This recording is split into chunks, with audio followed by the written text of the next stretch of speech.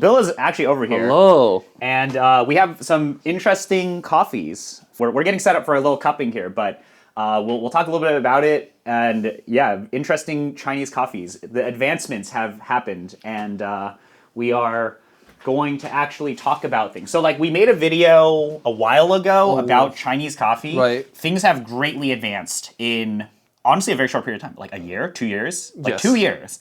Things have now gotten insanely good. So we're just going to talk about what has happened in the world of processing. I think the biggest advancement is that you now have washed coffee, clean coffees. now Just have washed crazy. coffee. Yeah, very rare We also now have high elevation coffee in China. in China.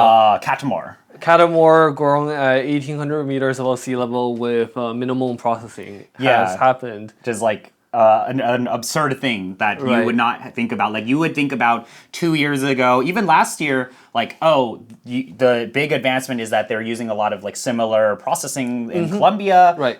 They've like figured out processing, but it really was to like cover up terroir, right? It was to cover Right. up catimor, to cover up things. Now it is clean expression of terroir and farming. Very cool. But we also have some coffee that are more on the terroir, process-driven side of things. Process-driven, terroir-driven. And then also more really interesting exotic varietals like SL34, like geishas, like people are doing cedras here and there. There are typicas being planted as well, not just catimor. Yeah, but we're going to do a little fun tasting set for you all on the YouTube channel and on the Discord because I think this is just an advancement in Chinese coffee. It's worthwhile showing off. We've done a lot of collabs before, and what's fun about this is just a pure advancement, like an expression of advancement in a region, which is like super, super fun. But check out the video we originally had about talking about Chinese coffee, where it's just like, it's really changed in the last few years. But we're gonna get this cupping set up and we'll talk about each of these coffee. All right, so I'm just gonna go from here to here. Right. From the least processed to the most processed. Definitely you can see some of these are, you won't be able to see it on camera, but you definitely can see the processing in some of these coffees. Natural, washed. Yeah, these were roasted when you visited last time. So we have just these have cupping guys bowls here. Yeah, so we'll cup here and we will taste the coffees and hopefully things will be fantastic. Yes. All right, first coffee. First coffee. Okay. Wow. All right. What do you smell? Tell me. Tell you about it. Tell me about it. You know what's interesting is like, so I didn't even look at the beans, so I don't know if it was like washed or whatever. But the thing that I'm not observing is usually there's like a dirt smell with some of the cleaner, like when we say clean, we mean like not as processed Chinese coffees. Sometimes there's like you just smell the terroir, you smell like dirt or woodiness. Not getting any of that in here. Yeah. Traditionally, lower elevation coffee has heavier bodies, a little bit more nutty flavor, a little bit more earthiness.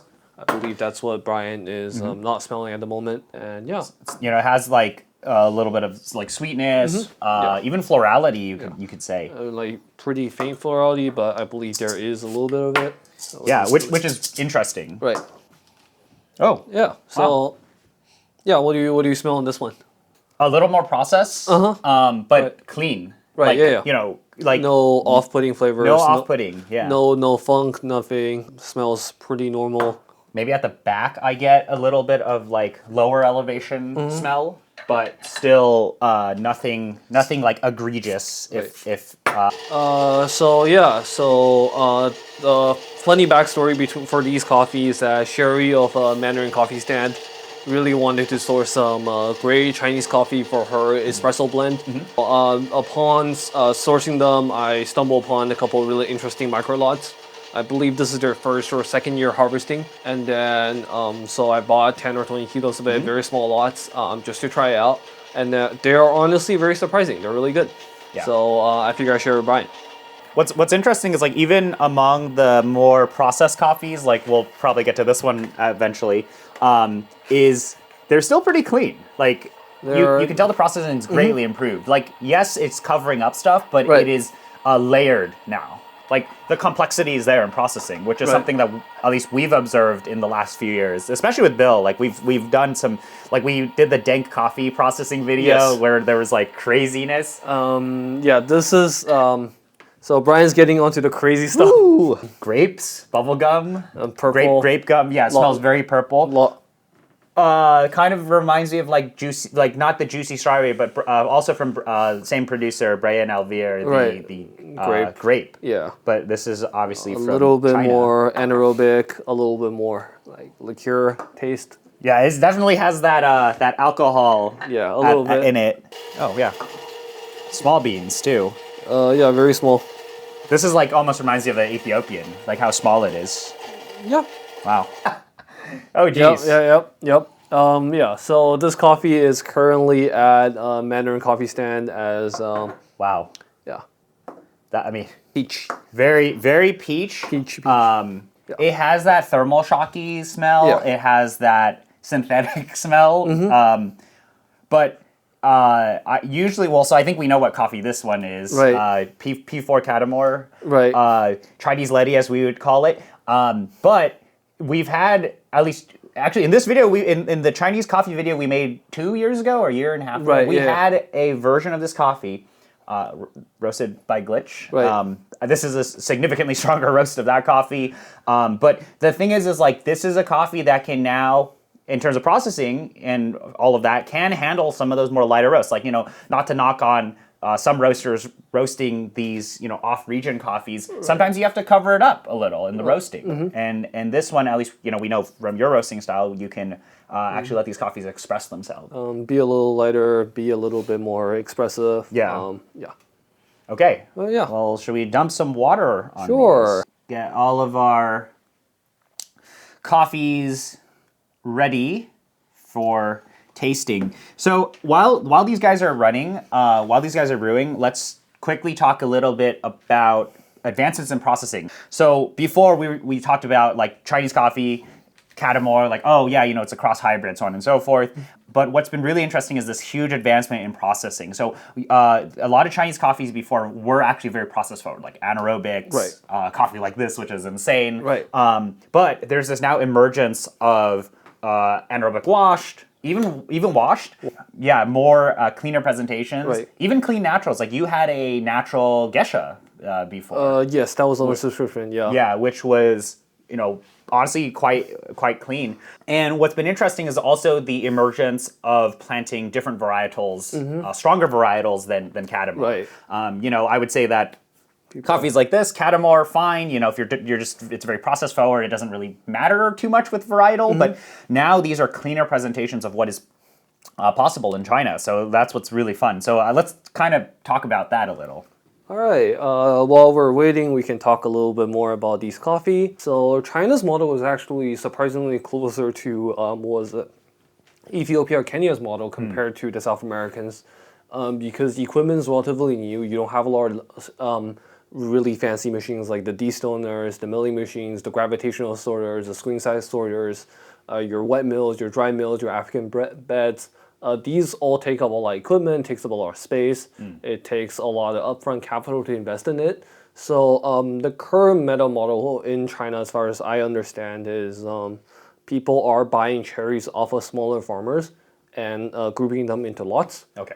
And then there is central processing station who does processing stations. So it's kind of like Burundi and Kenya, Right, where yeah. there's like a washing station or a processing station, but in China. In China, yeah. So, for example, this is from nearby small farm holders in Dehong, I believe, and these are collected from somewhere else. I need to look this up. Yeah, but essentially, like, if you buy coffees from Africa, like your Kenyas, Ethiopias, there really isn't a name yet for some of these producers. Like, you'll say this is, Heza or something like that. Hamasho.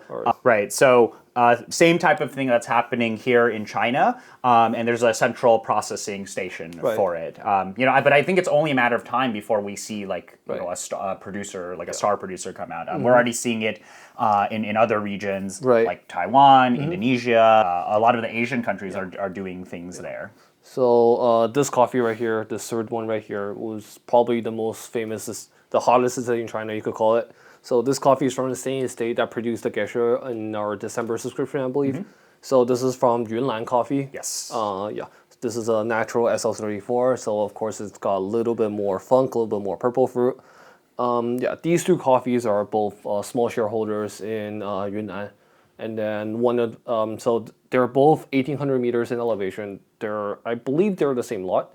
Just this one is a wash coffee, and this one's a honey coffee.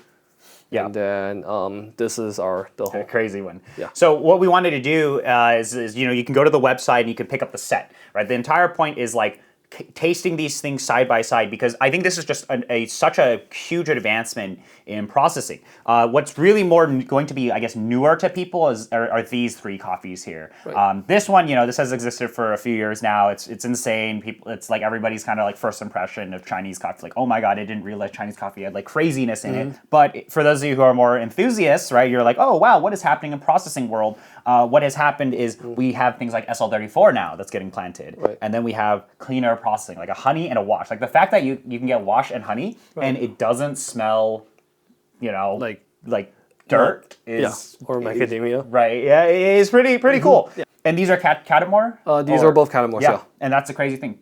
I tasted Best of Yunnan 2023, I think. I did that with Harry, and we were ranking these coffees on like the level of catimor, like how much catimor can you taste? Right. And these coffees now, which I would say like are not like the best of Yunnan, they're now getting there. So it's really amazing to see in the last like 2 years how fast producers have learned, farmers have learned how to create more cleaner expressions of Chinese terroir, and that's pretty amazing. I would say that the Chinese terroir like flavor profile is still rapidly evolving, right? I would say like Thai coffee, we have a very associated flavor profile with it. Taiwan coffee, we know have a very associated profile with it. Chinese coffee, I think it's in this change right now. Yeah. So I'm still, we don't know. We can't really tell you, oh, it tastes like this or this or this yet. But that's how fast it's moving. Like these coffees literally didn't exist 5 years ago. It's crazy. Yeah, they didn't. A lot of trees were planted in like 1819, and then they didn't really harvest until now. Yeah, until now. So 5 years, about five, that cycle. Right. Depending on varietal, of course. Wow, cool. I mean, I get a little bit of catimor in the wash, but it's like at the very back. Right. This is fun. That's interesting. Right. It's I wish next year they can do a little bit less funky, but this has really good potential. Yeah, because like this is then there's another level on like how crazy things are, right? Which is this coffee. Right. Wow. I know there are a lot of people who like funkier coffees, but I would say that for a lot of people, this is probably going to be, this honey in the middle is going to be their favorite coffee. Probably the favorite. Yeah. Because it is like, I would say this expressive clean, where it's like, there is a little bit of like... The honey adds a little bit of fruitiness, the sweetness. But it is, I'm not getting like catimor pain in at least the aromatics. We'll begin tasting and we can talk a little bit more about that. But I think it's just such a fun, it's fun for us to like present these coffees to you all. Yeah. All right, let's give this a taste. 1 second. Yeah. Oh wow. Yeah. Wow. Yeah. That is very surprising. Yeah.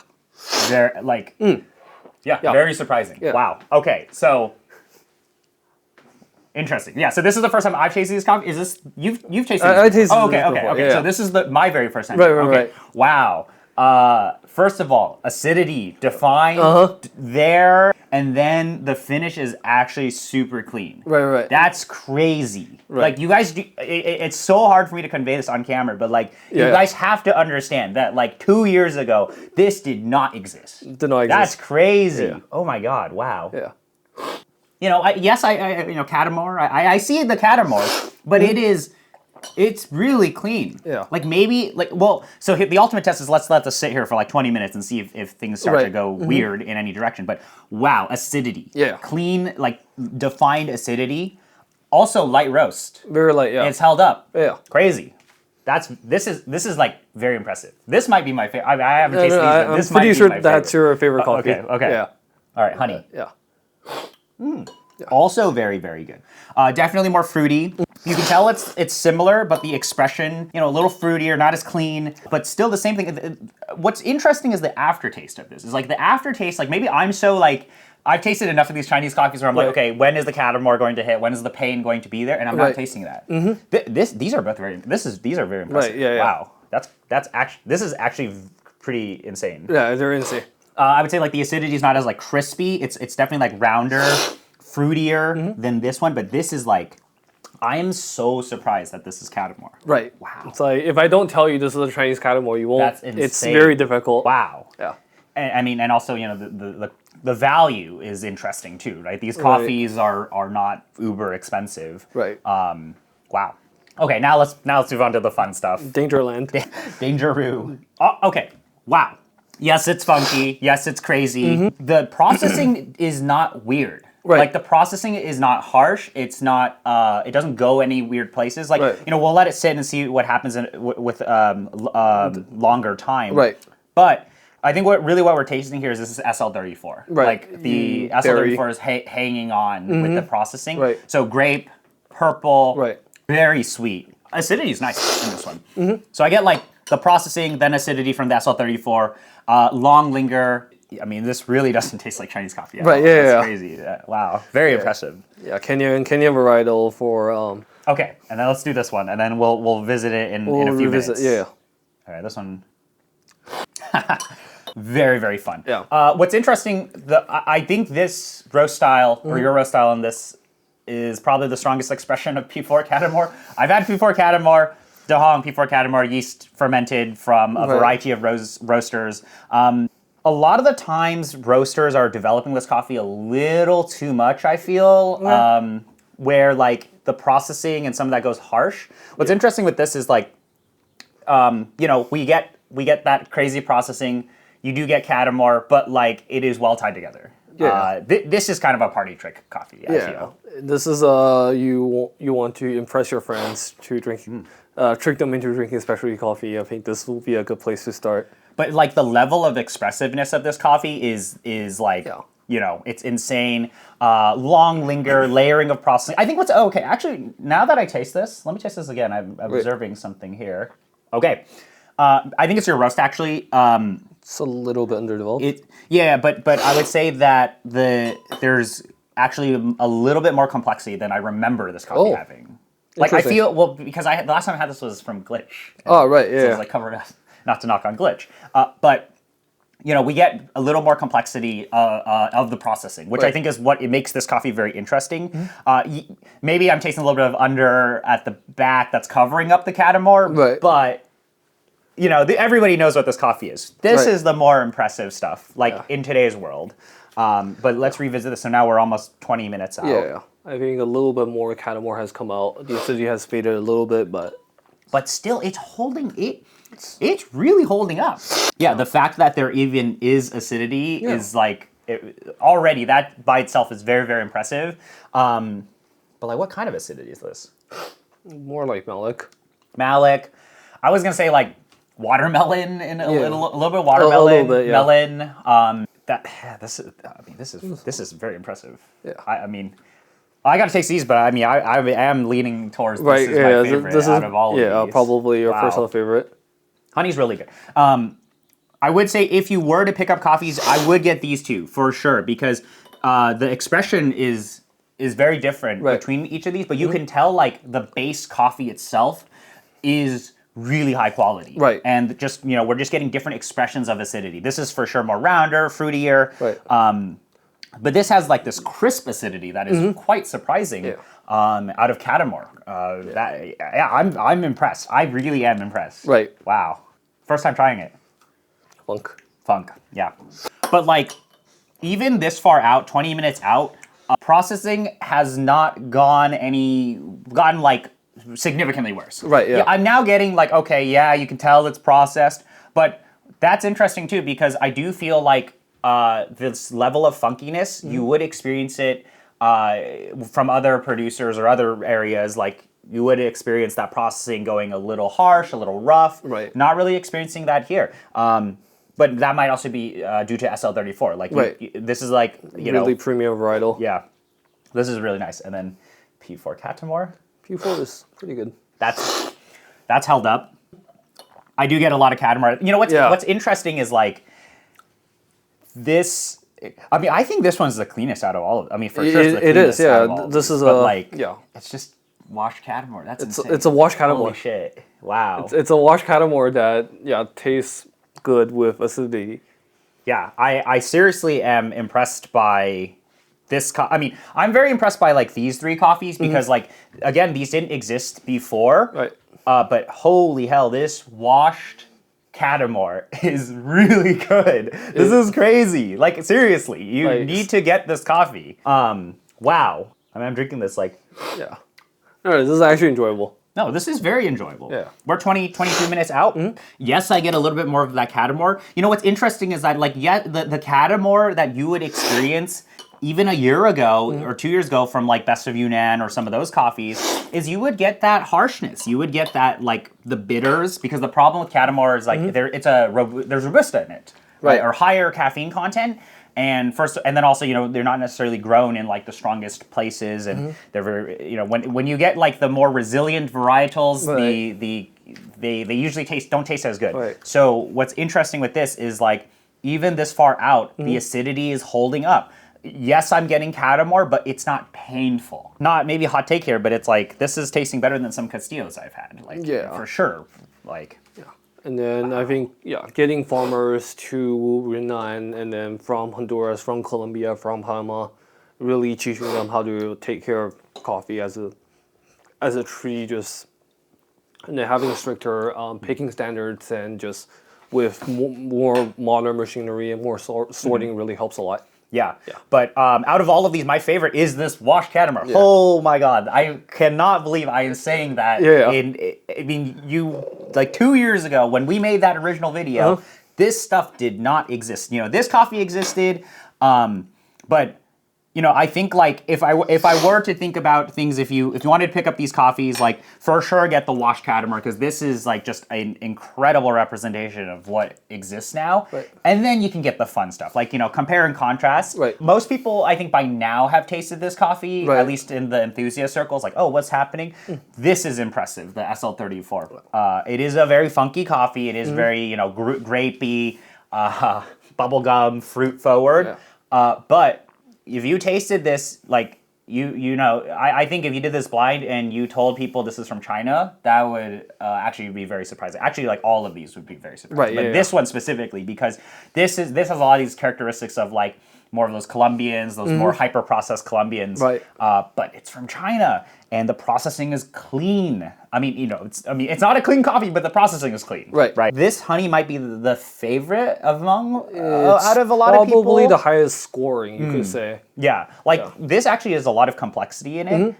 Very fruity. I like the acidity. It's very like round acidity. Right. There's also florality in this, which is like the honey will probably score maybe half a point higher. Yeah, like this I think would be probably the most enjoyable coffee for most of you guys. Right. But this is the most impressive to me because this is the just like a pure expression, which is like the raw form of like. This one is probably the one that I would recommend people get if you just were to only pick one. You wanted like a good tasting coffee, but like, you know, part of why we do these videos and why we do the tasting sets is for you to experience all of the coffees side by side, right? Like this is the whole entire point. Like do exactly what we're doing here. And, you know, I really want you guys to, like, experience this stuff because it's just so fun. It's so crazy that something like this and this and this did not exist 2 years ago. And the fact that you can have washed coffee from China in 2025 that's tasting like this in such a short period of time is crazy. Like, it has taken other regions 10 plus years to get here. And China's gone there in 5 years, 2 to 5 years. A little bit faster, but... Super fast. Yeah. But... you know, this is like this upcoming region. Like, well, I don't even know if we can say upcoming region. Like, what I'm tasting here is this is they're there. They're pretty there in terms of taste. I think there's a couple of things they could clean up. There's the paperwork side of things, and these coffee has taken painfully long on paperwork to get them to clear all the customs. Yeah, both exiting and coming here, and Colombia has a much more. South America and Africa has a lot more mature for the logistics of side of things. But what is amazing still is like the coffee has gotten so much better. Like this is the thing where we've been saying this for kind of years, or Bill and I have been saying this for the past like 3-ish years, is that like this is one of these regions where you can exponentially taste the coffee get better every year. Like you literally like can be like, oh my God, it's gotten significantly better each year. And from 2022 to 2025, this is an incredible leap, in my opinion. So yeah, these coffees will be available on the Hydrangea website. I'll ping everybody on the Discord. We'll put it up somewhere here, but we wanted to present to you all advancements in Chinese coffee. This is just so fun. But want to thank Bill for coming over here and making the video, bringing these coffees for us to taste. And I hope you guys all check out his website, support him, and pick up these coffees because not many people are. I think you are probably like the only dude doing this type of stuff here. There's a few, but yeah. But like to offer all of them, right, is a different, a little bit different. So and you guys know, we've done a lot of the videos and collabs with Bill before. So check it out, and thank you all so much for spending the time to watch this video. We'll post more about this coffee on the Discord, and yeah, see you guys later. Bye.